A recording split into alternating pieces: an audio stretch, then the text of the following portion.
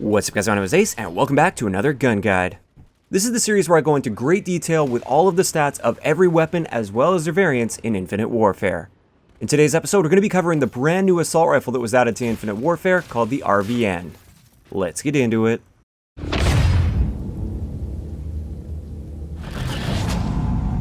Alright guys, before we get into this, I just wanted to say the stats in this video are hand tested. This isn't from the hard-coded stats because they simply aren't out yet, but I was very thorough with my hand testing. Some of it might be rounded just slightly though.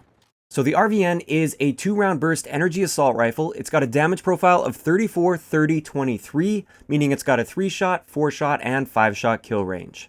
The rate of fire within the burst itself is around 950 rounds per minute, which is quite fast, but we've got a 200 millisecond burst delay between each burst, which in reality isn't too bad, but it does take our time to kill numbers up quite high. Our time to kill within the 3-shot kill range is 283 milliseconds, and that goes all the way up to 566 milliseconds when we get into the 5-shot kill range. This means that the RVN has a moderate time to kill at closer ranges, and it's got an extremely slow time to kill at the longer ranges. Outside its 3-shot kill range, it's pretty clearly outclassed by most of the other guns in the game. Everything else about this gun is pretty standard, so our aim down sight time is 250 milliseconds, which is standard. Sprint out time is standard for ARs at 150 milliseconds. Our reload add time is 1.69 seconds, which again, that's right around average for assault rifles. Our movement speed is the same as all the other assault rifles at 94%. We've got a magazine capacity of 30 rounds and a total starting ammo of 90 rounds. Now getting into the ranges, as you can see, the 3-shot kill potential of the RVN is quite solid. It's about 30 to 35 meters, somewhere in that range. And our 4-shot kill range actually extends out to approximately 50 meters. So therefore, as long as you're hitting all of the shots within your bursts, it's got a really good 2-burst kill potential. But if you're going extremely long ranges, like across the map or on the longest lines of sights you'll find, it will require 3 bursts to get a kill. With the suppressor, we reduce those ranges by 25%, which I really don't like to do on this gun, but sometimes I still run it with a suppressor just because I like staying off the minimap. And then with particle lamp, it extends that 3-shot kill range out past 40 meters, and then our 4-shot kill range is going to be so long that you essentially will never find the 5-shot kill range when you have particle lamp equipped. As for hipfire, it's standard for assault rifles. It's exactly the same as the NV4, the Type 2, and the OSA. A little bit bigger than the K-Bar, but smaller than the R3K, the Volk, and the M1 Garand. Moving on to one of the more interesting stats with the RVN, this is our headshot damage. So our standard headshot damage multiplier is the same as pretty much any other assault rifle at 1.1, meaning that headshots are essentially going to be useless in core game modes with the RVN. It's not really going to reduce the number of shots it takes to kill in most situations until we pop on Faraday Slug. And Faraday Slug on this gun behaves different than all of the other guns that I'm aware of. It gives you a 1.5 times multiplier to your damage rather than a 1.35 times multiplier. What this means is in core game modes, you can actually get a 2-shot headshot within its normal 3-shot kill range when you have Faraday Slug equipped. This means that if you hit both bullets of your first burst to the head within 35 meters, it is by far the fastest killing assault rifle in the game. So keep that in mind when you are using the RVN. The Faraday Slug can be an excellent choice in core game modes because you can make it a 1-burst kill to the head, but it is kind of a high-risk, high-reward thing because there is a little bit of recoil with each one of your bursts. Usually, the bullets aren't going in the exact same spot, and therefore, sometimes this is going to end up just getting you killed by going for the headshots when you would have been better off just going for a 2-burst to the body.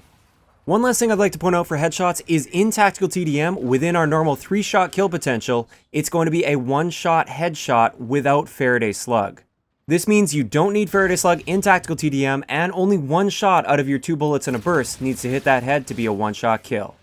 So that's pretty much it for the base stats of the RVN in its standard mode. Now I want to take a quick look at the alternate mode, and there's really not too much to say here, aside from the fact that in your alternate mode, which you hold your swap weapon button to get to, it splits the gun in half and it's now a melee only weapon. I did some testing on this, and that melee range is identical to your punching range. So it's the same range as if you were using your fists, but it is going to be a 1-hit kill anywhere in the body, to the front, to the back, doesn't matter. It will always be a 1-hit kill as long as you connect, which is much better than using your fists. Overall, I would say this is more of a gimmick than anything. It's kind of like having a combat knife secondary, something like that. It's not overpowered by any means in my opinion.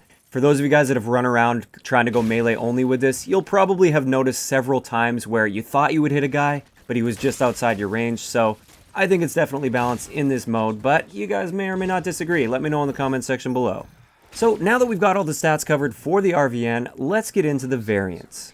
Now keep in mind, with the RVN, at least at this point in the game's life cycle, all of these variants are supply drop only. They're in the Quartermaster collection, you can't build them with salvage. And first up, we've got the common variant, which is called the Tickler. The Tickler just gives you Sharpshooter, which gives you increased damage range, and that increase to your damage range is only 5%. It's better than the base, but it doesn't give you a really significant advantage in my opinion. Getting into the rare variant, we've got the Braincase Bruiser. This one gives you Head Rush, and with Head Rush, headshot kills will grant a small bonus to your payload meter, and it also gives you Lights Out, which increases your weapon melee speed. So with Head Rush, every headshot that you get will take an extra 5 seconds off of your payload charge time. Normally, in most game modes, you'll get about 5 seconds off for every kill that you get, so this essentially doubles your earn rate based on kills, as long as you're getting those headshots. As for Lights Out, this just increases your weapon melee speed by approximately 13 to 15%. If you're planning on going melee only in the alternate mode, this is definitely the variant to go with, unless you happen to have the epic, but we'll get into that in a little bit. Moving on to our legendary variant, we've got the Duality. And with Duality, we have our first weapon perk called Duality. This one gives you bonus score towards your score streaks when you get kills in alternating modes. In addition to this, we get Focus, which reduces your idle sway when you're aiming down sight. So having a look at Duality, it gives you 35 extra score every time you get a kill when you alternate the modes. So if your previous kill was with the melee mode and you switch over to the gun mode, you will get an extra 35 score for that kill. So if it's 100 score that you would normally get, you'll now get 135 towards your score streaks. And then after that kill, you could use it in that mode for a little while and just keep getting 100 score per kill, but when you switch back to the melee mode, when you get that melee kill, it will again be 135 score. As for Focus, this isn't anything new. This reduces our idle sway by 50%, which is extremely noticeable. Moving on to the final variant, which is an epic, we have the Blowout. With the Blowout, we get Overcharge as well as Stability. And with Overcharge, melee kills in the alternate melee mode will create a cone explosion that can actually kill other enemies. You can kill multiple enemies in one melee hit. Now, I did some testing on this. Big thank you to Dylan the Thief. He has this epic variant. I don't have this variant, so he hopped into a custom game with me, as well as Enya, because I needed 2 people for this one. And from what I was able to tell, first off, this is directional, and that means you have to be actually aiming at the second enemy that you want to kill as you're getting the melee kill on the first enemy. Otherwise, you won't deal any damage whatsoever. So it doesn't just create like a shockwave in all directions. You have to be aiming directly at that second enemy as you're meleeing the first one. Also, it looks like our melee range is identical to all of the other variants, so it's the same as the fist range. So you don't get any crazy extended melee range with this at all. You just have that potential to kill a second enemy as long as you're aiming through your first enemy in the direction of your second enemy. And also, the last thing we were able to find is the kill range looks to be approximately 5 meters with this. Anything beyond 5 meters, or if you're not perfectly lined up with them, you won't get a kill on the second enemy. So overall, this isn't a super practical weapon perk, but it is a lot of fun trying to go melee only and trying to line up that second kill. It is very difficult, it is very situational as well. Sometimes you just don't get your enemies lining up in a way where this works, but if you ever do manage to pull off one of those kills, it's a lot of fun. So in addition to Overcharge, we also get Stability, which just gives you a 3% reduction to your view kick. And from what I've noticed on this particular gun, it's essentially negligible. You honestly can't tell any difference whatsoever between stability and no stability on the RVN. So that's pretty much it for the RVN. Those are all the variants as well as all the stats for you guys. Overall, my opinion on this gun, I would say it's about an average assault rifle. It's fun to use because it's different and it's unique, but it's by no means top tier in my opinion. Maybe in hardcore game modes, it is very solid in hardcore game modes because it has a crazy one-shot kill potential. But for core game modes, I would say it just falls into that average sort of category. As for my favorite attachments to run with this, obviously quick draw, just like with all of my assault rifles, I always run quick draw. I also really like running particle lamp on this to extend that 3-shot kill potential super far, so it's almost always going to be a 3-shot kill.